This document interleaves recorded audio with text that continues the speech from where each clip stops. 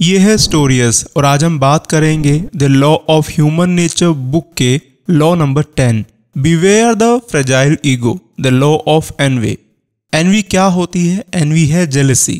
Robert Greene ने इस किताब में इस लॉ को बहुत अच्छे तरीके से एक्सप्लेन किया है।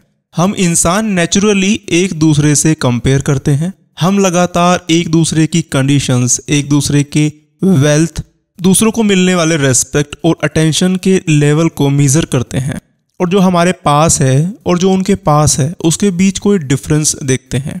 हम में से कुछ के लिए कंपेयर करने की ये ज़रूरत हमारे काम में आगे बढ़ने के लिए इंस्पिरेशन का काम करती है, पर कुछ लोगों के लिए डीप एनवी या ईर्ष्या में बदल सकती है। इन्फीरियरिटी और हताशा की फीलिंग्स के सीक्रेटली दूसरों को सबोटाज करने का बढ़ावा मिलता है। कोई भी इस बात को एक्सेप्ट नहीं करेगा कि वो ईर्ष्या करता है। आपको इनिशियल वार्निंग के साइंस को पहचानना चाहिए। कई बार आपने देखा होगा फ्रेंडशिप के लिए तारीफ जो नॉर्मल से कुछ ज़्यादा अजीब लगे तो समझ जाएं कि आप ईर्ष्या का शिकार हो सकते हैं। मजाक मजाक में आप पर या आपके काम पर कोई सटल सरकाज़म करे तो समझ जाइए कि सामने वाले इंसान को आपकी सक्सेस से बेचैनी है। इस तरह की ईर्ष्या होना एक साथ काम करने वाले लोगों में ज़्यादा होती है। खुद से ध्यान हटाकर ईर्ष्या को दूर करना सीखें। अपने सेल्फ वर्थ की फीलिंग को इंटरनल स्टैंडर्ड से डेवलप करें, ना कि लगातार कंपैरिजन से। चलिए अब मैं आपको एक कहानी सुनाता हूँ, फेटल फ्रेंड्स, जिसका मतलब है घातक मित्र। 1820 के एंड में फ्रैंकस्टाइन नॉवेल की राइटर मैरी शेली और उनके 28 years old husband poet Percy Bysshe Shelley देश भर में कई सालों तक ट्रैवल करने के बाद पीसा, इटली चले गए। उस टाइम मैरी को बहुत हार्ड टाइम का सामना करना पड़ा था।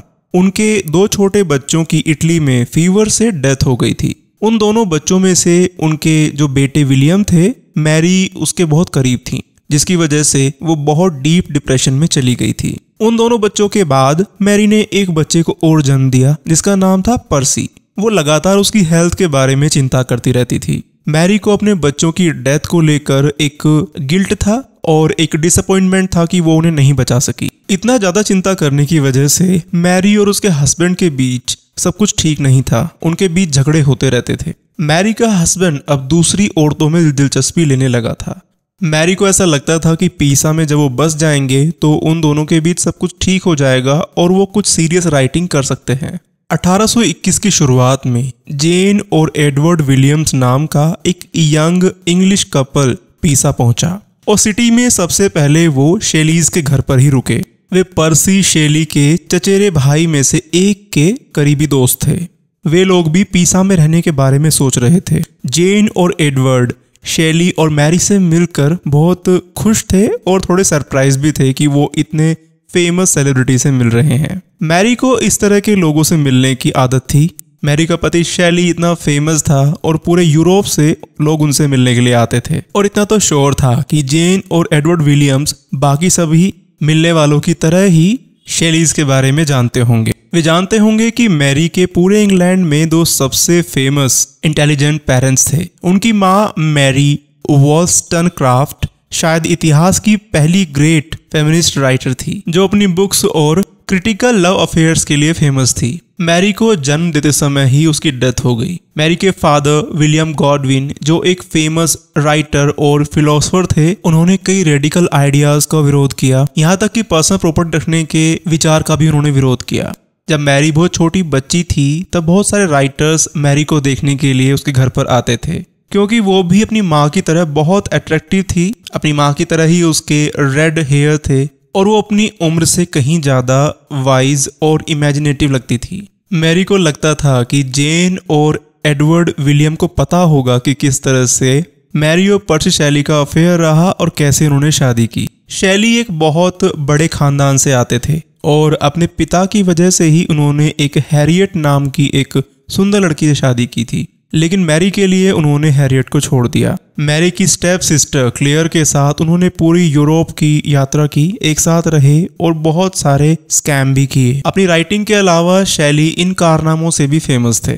शेली फ्री लव में बिलीव करते थे और वो नास्तिक भी थे। बाद में उनकी पत्नी हैरियट ने सुसाइड कर ली, जिसके लिए मैरी हमेशा खुद को ही गिल्टी महसूस करती थी। यहाँ तक कि जब मैरी के दोनों बच्चों की डेथ हो गई उसके लिए भी वो यही मानती थी कि कहीं ना कहीं हैरियट का ही श्राप लगा होगा। हैरियट की डेथ के कुछ टाइम बाद ही मैरी और पर्सी ने शादी की थी। एंड नो डाउट जेन और एडवर्ड विलियम्स को उस टाइम के जितने भी ग्रेट रेवोल्यूशनरी लोग थे उनमें से पोएट लॉर्ड बायरन के साथ शैलीज के रिलेशंस के बारे में भी पता होगा। उन सभी ने स्विट्जरलैंड में एक साथ टाइम बिताया था और वहीं पर आधी रात को डरावनी कहानियों के डिस्कशन से इंस्पायर होकर मैरी को अपने ग्रेट नॉवल फ्रैंकेनस्टाइन के लिए इंस्पिरेशन मिली थी जब वो सिर्फ 19 साल की थी। लॉर्ड बायरन के भी बहुत सारे स्कैम थे और बहुत सारे ऐसे क्रिटिकल लव अफेयर्स थे। लॉर्ड बायरन भी इटली में ही रह रहे थे। इंग्लिश प्रेस ने उन्हें इंसेस्ट एंड एथेइज्म का लीडर करार दिया था, मतलब अनाचार और नास्तिकवाद का समर्थक। उम्मीद करता हूँ कि अनाचार और नास्तिकवाद लोगों को समझ में आएगा। नास्तिकवाद मतलब भगवान में बिलीव ना करना और अनाचार की गलत काम करना। शुरुआत में तो मैरी ने डिनर के टाइम उस नए इंग्लिश कपल पर बहुत कम ध्यान दिया। यहाँ मैं जेन और एडवर्ड विलियम्स की बात कर रहा हूँ। मैरी को जेन थोड़ी सी दिखावटी और बनावटी लगी। ये सब मैरी ने अपने हस्बैंड शैली को भी लिखा जो उस टाइम पे वहाँ पर मौजूद नहीं थे। वो कुछ हफ्तों के लिए बाहर गए हुए थे। तब मैरी ने लेटर में जेन और एडवर्ड विलियम्स के बारे में लिखा। मैरी ने लिखा था कि जेन सर्टेनली बहुत सुंदर है लेकिन वो थोड़ी एनिमेटेड और समझदार दिखना चाहती है।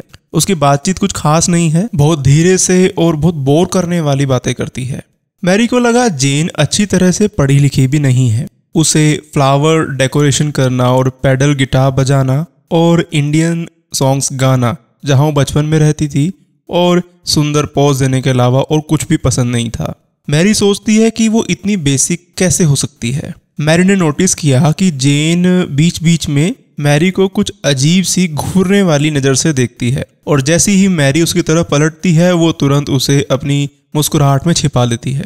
और बहुत इंपॉर्टेंट बात यह है कि उनके एक कॉमन फ्रेंड ने जो विलियम्स को भी यूरोप भर में उनके ट्रैवल्स के दौरान जानता था, उसने मैरी को एक लेटर में ये लिखा कि वो जेन से दूरी बनाकर रखे।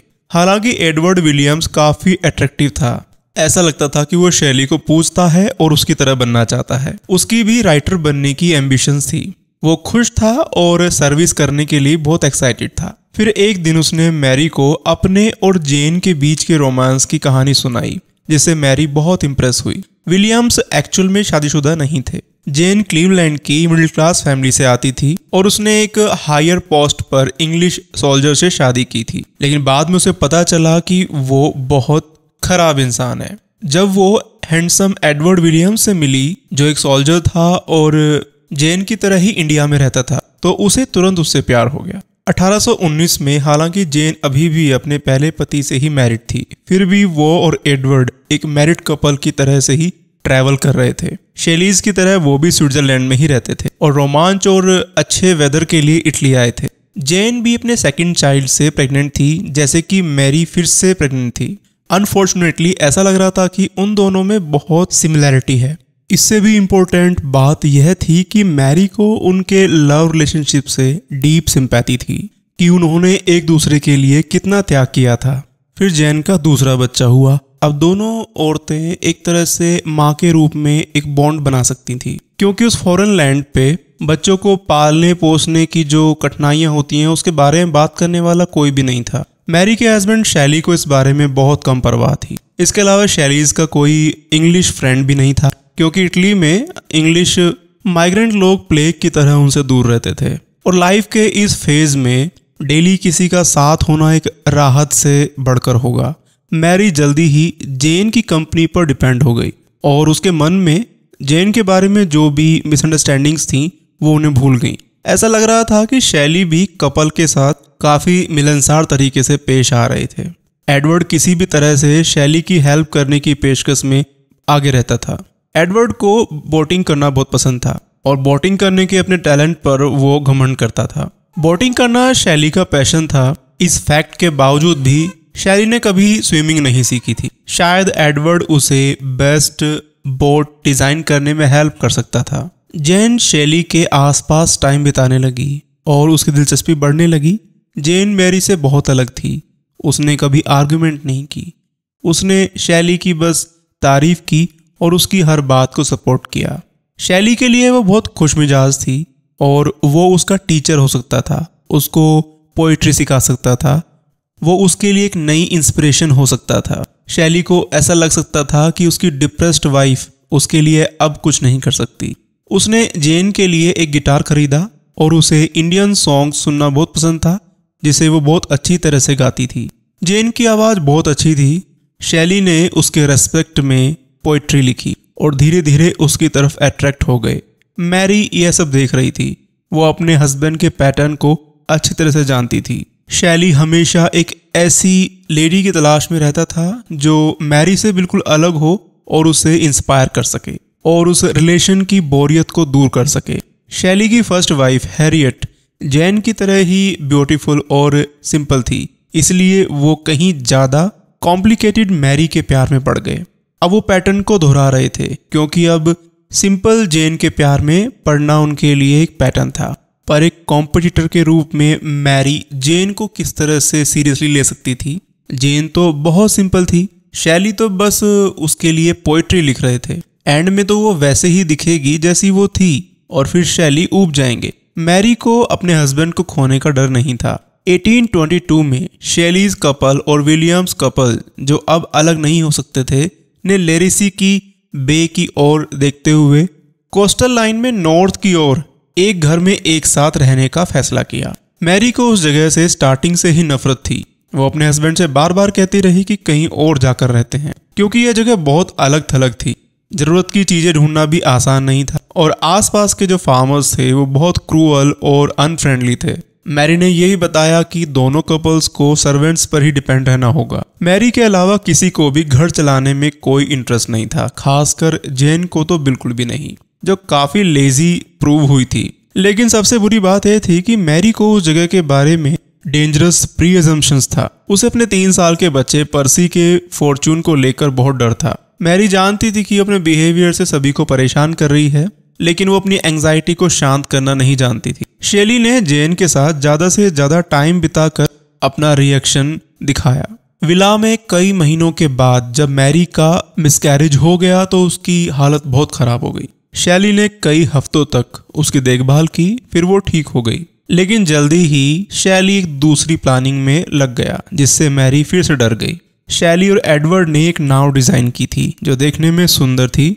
उसी साल जून में शैलीज के कुछ पुराने फ्रेंड इटली आए थे, ले हंट और उसकी वाइफ। हंट एक पब्लिशर था जो यंग पोएट्स को सपोर्ट करता था और शैली उसके फेवरेट थे। शैली ने हंट से मिलने के लिए एडवर्ड के साथ बीच पर जाने की प्लानिंग की। मैरी चाहती थी कि वो ना जाए। शैली ने उसको बहुत समझाने की कोशिश की कि एडवर्ड एक स्पेशलिस्ट बोटमैन है और उसने जो नाव बनाई है वो समुद्र में चलने लायक है। मैरी को इस पर ट्रस्ट नहीं था। उस एरिया के पानी के ऊंचा नीचा होने की वजह से जो बोट थी वो कमजोर लग रही थी। फिर भी शैली और एडवर्ड एक थर्ड क्रू मेंबर के साथ 1 जुलाई को चले गए।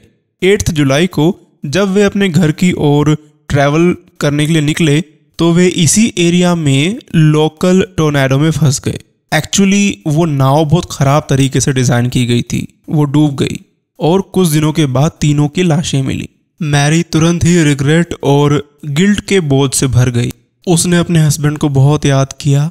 उसने अपने हर डाउट पर गुस्सा किया। उसने डिसाइड कर लिया कि अपना बाकी जीवन वो शैली की पोइट्री को फेमस बनाने के लिए लगा देगी। पहले तो जेन इस तरह की ट्रेजेडी से बहुत टूटी हुई लग रही थी, पर मैरी के कंपैरिजन में वो जल्दी ही इस ट्रेजेडी से उबर गई। उसे प्रैक्टिकल होना था। मैरी को शैली की फैमिली से अच्छी खासी प्रॉपर्टी मिली थी।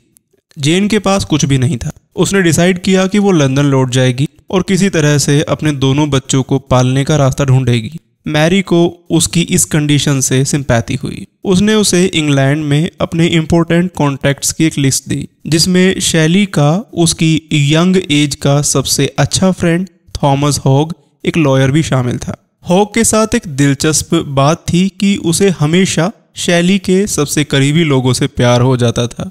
पहले शैली की बहन, फिर शैली की पहली पत्नी और एंड में खुद मैरी, जिसे उसने बहकाने की कोशिश की थी। लेकिन सालों पहले वो अच्छे दोस्त बने रहे और एक वकील के रूप में हॉग जेन की कुछ हेल्प भी कर सकता था। मैरी ने इटली में रहने का ही फैसला किया। उसका शायद ही कोई दोस्त बचा था, लेकिन हंस अभी भी इटली में ही थे। लेकिन मैरी को बहुत डिसअपॉइंटमेंट हुई क्योंकि ले हंट उसके लिए काफ़ी कोल्ड बिहेवियर कर रहा था। उसके सबसे वीक मोमेंट्स में वो उसके साथ नहीं था और वो समझ नहीं पा रही थी कि ऐसा क्यों हुआ। इससे उसका दुख और बढ़ गया। मैरी उस तरह की नहीं थी जो जेन की तरह खुलकर अपने इमोशंस को दिखाए। वो अंदर से बहुत ज़्यादा पेन में थी। उसके बाकी दूसरे फ्रेंड भी अब थोड़ा न्यूट्रल बिहेवियर कर रहे थे। बस लॉर्ड बायरन ही थे जो उसके साथ खड़े रहे। जल्दी ही ये भी क्लियर हो गया कि शैली के पेरेंट्स जो अपने बेटे के बहुत फ्री बिहेवियर से हैरान थे, पर्सी को अपने ग्रैंडसन के रूप में नहीं अपनाते।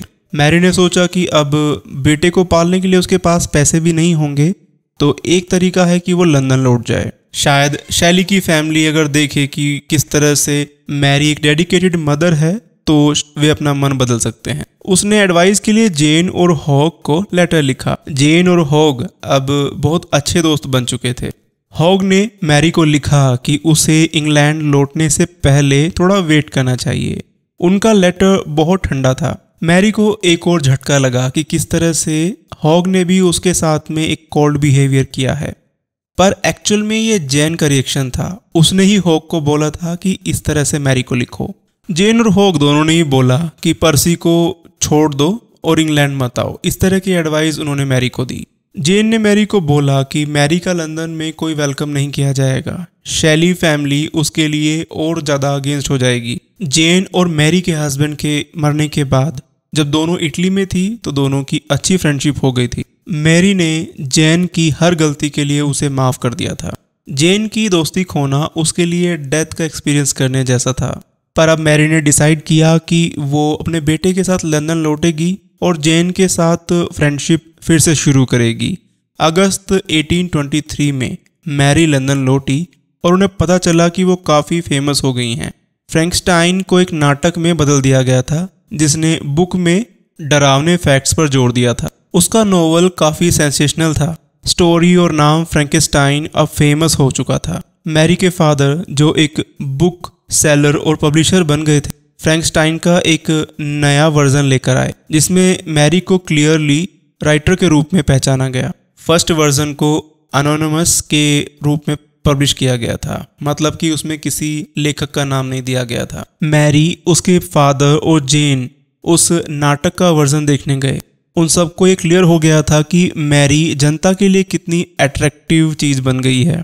जब मैरी के लंदन लौटने के तुरंत बाद लॉर्ड बायरन की ग्रीस में डेथ हो गई तो मैरी और भी ज़्यादा फेमस हो गई क्योंकि वो बायरन की सबसे करीबी फ्रेंड में से एक थी। सभी मेन इंग्लिश स्कॉलर्स मैरी के बारे में, लॉर्ड बायरन और उसके हस्बैंड शैली के बारे में और ज़्यादा जानने के लिए मैरी से मिलना चाहते थे। यहाँ तक कि जेन भी अब अपने पुराने फ्रेंडली बिहेवियर में वापस आ गई थी, पर कभी कभी लगता था कि वो पीछे हट रही है।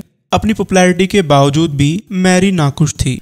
वो अटेंशन नहीं चाहती थी क्योंकि इस अटेंशन की वजह से उसके पास्ट के बारे में बेकार की गॉसिप्स और ऊटपटांग बातें की जाती थी। वो बार बार हाईलाइट होने से भी थक गई थी। वो खुद को कहीं छिपाकर अपने बेटे को बड़ा करना चाहती थी।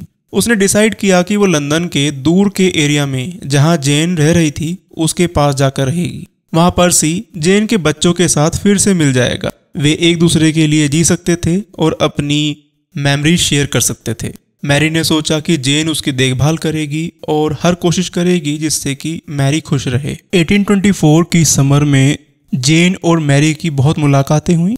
बातचीत में ये क्लियर हो गया था कि हॉग जेन के साथ में फ्लर्टिंग कर रहा था, लेकिन वो इतना अजीब और इतना अनप्लीजेंट आदमी था कि मैरी शायद ही इमेजिन कर सकती थी कि जेन उसकी तरफ अट्रैक्ट होगी। और इसके अलावा यह जेन के हस्बैंड की डेथ के तुरंत बाद हुआ था। लेकिन फिर जनवरी की एक इवनिंग में मैरी को यह क्लियर हो गया कि उसे काफ़ी समय तक धोखे में रखा गया था। उसे जेन के घर पर काफ़ी देर हो चुकी थी। वो और पर्सी वहाँ पर रुके हुए थे। पर्सी जेन के बच्चों के साथ खेल खेलने के लिए और मैरी कुछ और बातें करने के लिए रुकी हुई थी। जैसे ही हॉग आया, जेन अचानक से मैरी पर टूट पड़ी। उसने मैरी को बहुत रूडली वहाँ से चले जाने के लिए कहा। इससे क्लियर हो गया था कि जेन और हॉग का अफेयर चल रहा था और जेन अब मैरी के साथ अपनी जलन को या अपनी जेलसी को छिपा नहीं सकती थी। मैरी ने भी कुछ टाइम से नोटिस किया था कि जेन उसके साथ में बड़ा अजीब बिहेवियर कर रही थी और उसका इंटरेस्ट भी कम हो गया था।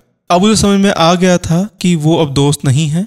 मैरी ने अपनी नाराजगी पर काबू पाते हुए जितना हो सके उतना जेन की हेल्प करने के लिए स्ट्रगल किया, पर अब वे एक दूसरे से कम ही मिलते थे। मैरी की फ्रेंडशिप एक इजाबेल नाम की लेडी से हो गई जो जेन को भी जानती थी। एक दोपहर मैरी को अपनी लाइफ का सबसे बड़ा झटका लगा। इजाबेल ने उसे उन स्टोरीज के बारे में डिटेल में बताया जो जेन उसे मैरी के बारे में पिछले कुछ महीनों से बता रही थी। जेन ने इजाबेल से कहा था कि शैली इन रियलिटी मैरी को बिल्कुल पसंद नहीं करता था। जेन ने कहा कि इन रियलिटी शैली जेन को पसंद करता था। यहाँ तक कि जेन ने इजाबेल से ये भी कहा कि शैली अपने बोट जर्नी पर जाने से पहले मैरी को सीक्रेटली मारना चाहता था, पर इससे पहले कि वो मैरी को मारता वो खुद ही उस सी जर्नी में मर गया और मैरी ही किसी भी तरह से उसकी डेथ के लिए रिस्पॉन्सिबल थी। मैरी को उन बातों पर विश्वास नहीं हो रहा था जो इजाबेल उसे बता रही थी, लेकिन इजाबेल के पास इस तरह की स्टोरीज बनाने का कोई रीज़न नहीं था। और जैसे जैसे मैरी ने इन चीज़ों के बारे में और डीपली सोचा तो उसे चीज़ें समझ में आने लगी। हॉग, ले हंट और दूसरे लोग जो उसके साथ बहुत कोल्ड बिहेवियर कर रहे थे उसका रीज़न भी उसे पता लग गया। जैन शिद्दत से चाहती थी कि मैरी लंदन से दूर रहे और अपने बच्चे को छोड़ दे, जिसका मतलब था कि उसकी प्रॉपर्टी को छोड़ना। पिछले सभी सालों में वो कोई फ्रेंड नहीं थी बल्कि एक कॉम्पिटिटर थी। मैरी को पता लग गया था कि शैली जैन के पीछे नहीं था बल्कि जैन ही अपनी चालाकियों से शैली को अट्रैक्ट कर रही थी।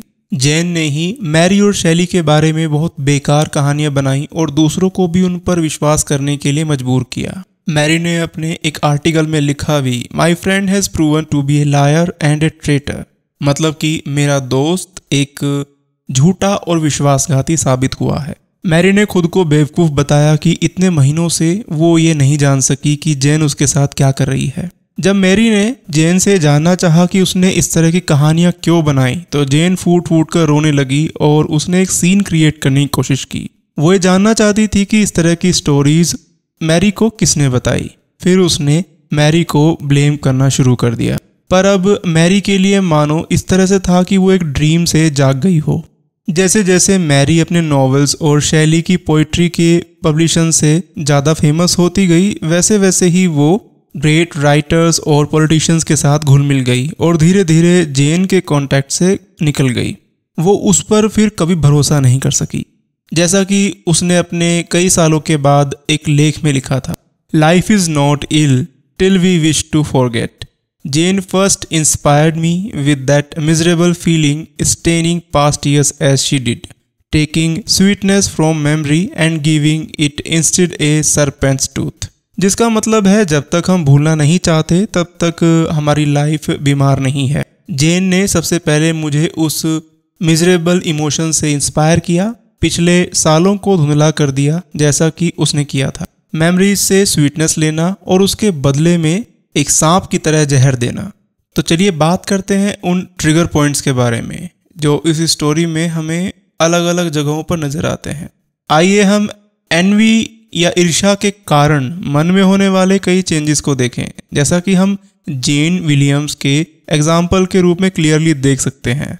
जब जेन पहली बार मैरी से मिली तो उसके मन में बहुत उथल पुथल मची थी। वो उसे बिल्कुल नापसंद कर रही थी और ये बहुत अलग तरह की फीलिंग थी। एक और मैरी के बारे में पसंद करने और उसकी तारीफ करने के लिए बहुत कुछ था। उसका बिहेवियर बहुत अच्छा था और वो क्लियरली बहुत इंटेलिजेंट थी। वो अपने बेटे से बहुत डीपली जुड़ी हुई थी। वो बहुत अच्छी लेडी थी। दूसरी ओर जेन को अपने आप में ही एक हीन भावना थी। जो चीज़ें मैरी के पास थी वो जेन के पास नहीं थी। वो मैरी से अट्रैक्टेड तो थी लेकिन उस अट्रैक्शन के साथ साथ जेलसी भी आई और जेलसी के साथ एक विचार आया कि मुझे भी मैरी की तरह ही इक्वल चीज़ें चाहिए। जेन को लगा कि वो भी उस तरह की चीज़ें पाने की हकदार है। अब जिससे ईर्ष्या की जाती है, जिससे एनवी होती है, जेलसी होती है, तो ईर्ष्यालु आदमी जो होता है वो उसे चोट भी पहुंचा सकता है, उसका नुकसान भी कर सकता है और ये सारी इच्छाएं उसमें सीक्रेटली होती हैं। जेन चाहती तो अपनी उन सारी फीलिंग्स को दिखा सकती थी, लेकिन दिखाने पर उसका नुकसान था क्योंकि उसका हस्बैंड ऑलरेडी शैलीज पर डिपेंडेंट था।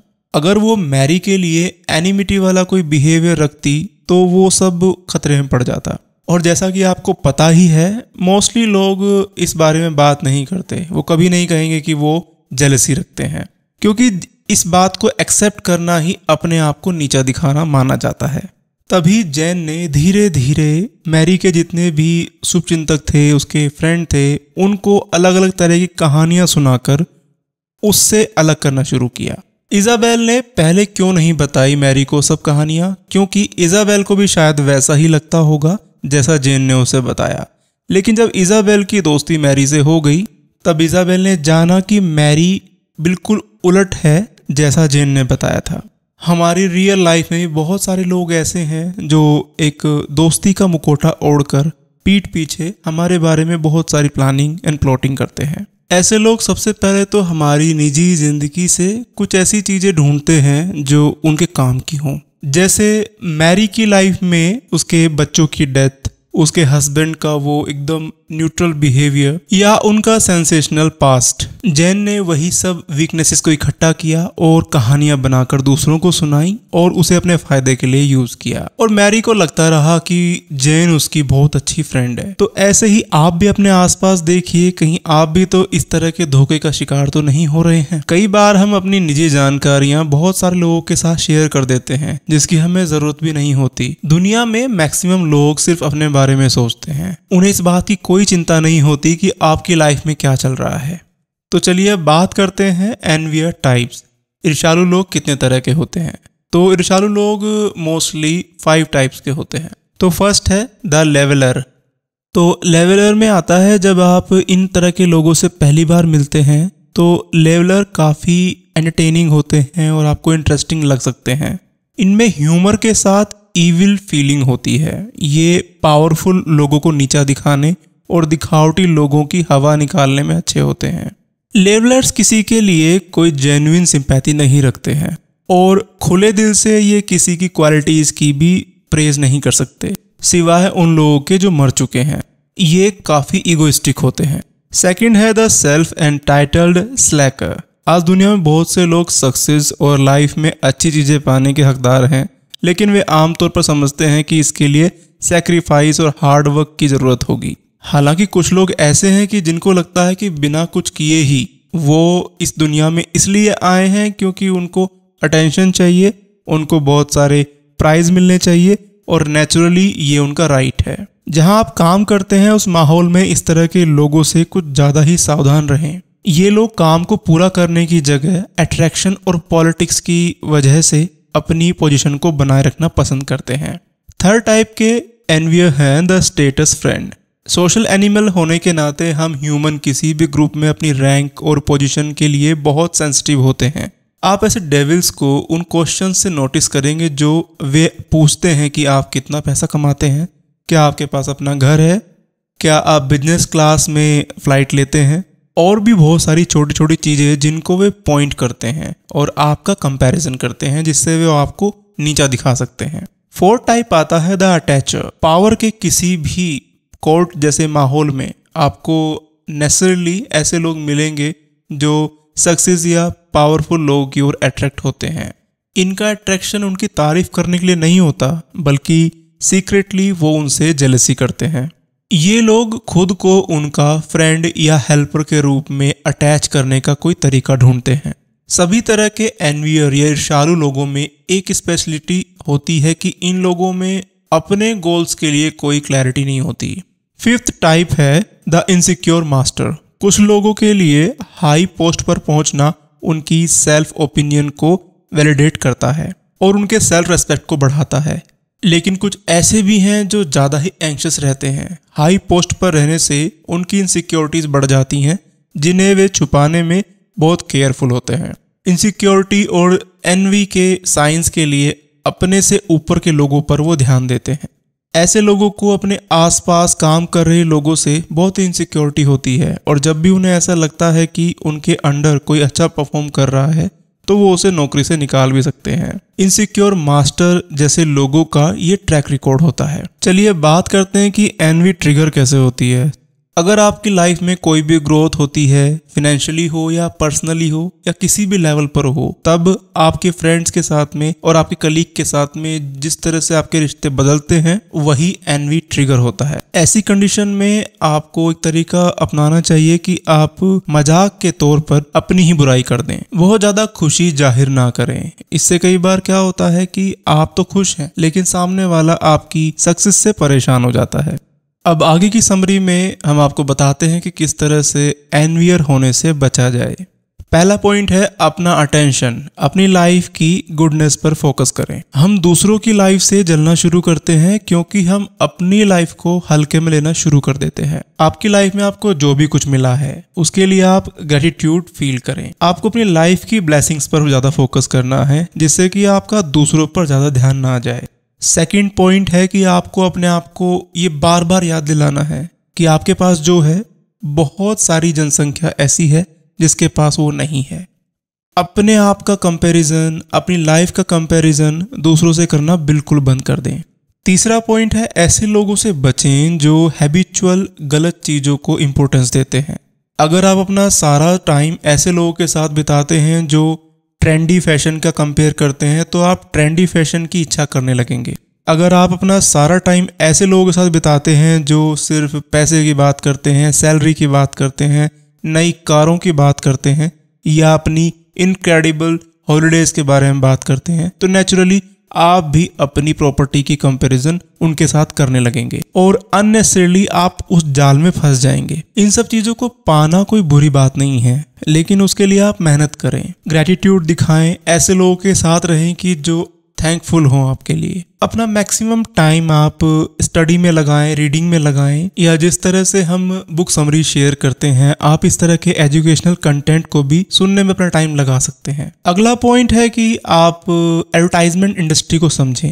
एडवर्टाइजमेंट्स कुछ इस तरह से बनाई जाती हैं कि जिससे लोगों के बीच में जेलसी और द्वेष की भावनाएं बढ़ जाएं।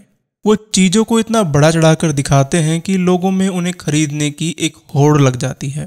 लेकिन यही कंपटीशन उन लोगों के लिए बिजनेस होता है। तो हम लोगों को बिना किसी दिखावट के या बिना किसी शो ऑफ के लोगों के बिजनेस को समझने की जरूरत है कि किस तरह से कोई हमें क्या बेच रहा है। अगला पॉइंट है दूसरों की सक्सेस को या दूसरों की खुशी को एंजॉय करें, उसे जेन्युइनली फील करें। अगर आप दूसरों की सक्सेस को एंजॉय करते हैं तो आपके बीच में एक फ्रेंडली कनेक्शन बन जाता है और एज ए सोशल एनिमल ये ह्यूमन की रिस्पॉन्सिबिलिटी है कि हम सोसाइटी में इस तरह का बैलेंस बनाए रखें। लास्ट पॉइंट है थोड़ा काइंड बने। भले ही शुरुआत में आपको खुद को इसके लिए मजबूर करना पड़े पर आपको काइंडनेस अपनी लाइफ में लेकर आना बहुत ज़रूरी है। आप लोगों की हेल्प करें, अपना टाइम दें, अपना पैसा भी खर्च कर सकते हैं। जो आपके पास में एबिलिटीज़ हैं जैसे कि आप किसी को पढ़ा सकते हैं बिना पैसा लिए, किसी को ट्रेन कर सकते हैं, जो ज़रूरतमंद है आप उनकी हेल्प कर सकते हैं। तो इस तरह से आप देखेंगे कि आपका बिहेवियर ऑटोमेटिकली इस एनवी वाले बिहेवियर से चेंज हो जाएगा क्योंकि आप एक नेगेटिव एनर्जी को पॉजिटिव एनर्जी में कन्वर्ट कर रहे हैं। एनवी या जेलसी आपको लाइफ में कुछ भी नहीं देने वाला है सिवाय मेंटल डिस्टरबेंस के। एनवी ये नेचुरली हमारे साथ नहीं होती है, ये हम खुद पैदा करते हैं। जैसे बासी पड़े खाने में फंगस लग जाता है उसी तरह से हमारी खराब एनर्जी जब बहुत टाइम तक ऐसे ही पड़ी रहती है तो वो एनवी, गुस्सा या दूसरी तरह के बहुत सारे बेकार की फीलिंग के साथ में बाहर निकलते हैं। सबसे बेस्ट तरीका है कि अपने आप को बिजी रखें, कुछ ना कुछ करते रहें जो आपके लिए भी मीनिंगफुल हो और सोसाइटी में भी एक कॉन्ट्रीब्यूशन दे। कुछ लोग ये भी कह सकते हैं कि एनवी को रोकना बहुत मुश्किल होता है, कई बार हो जाता है।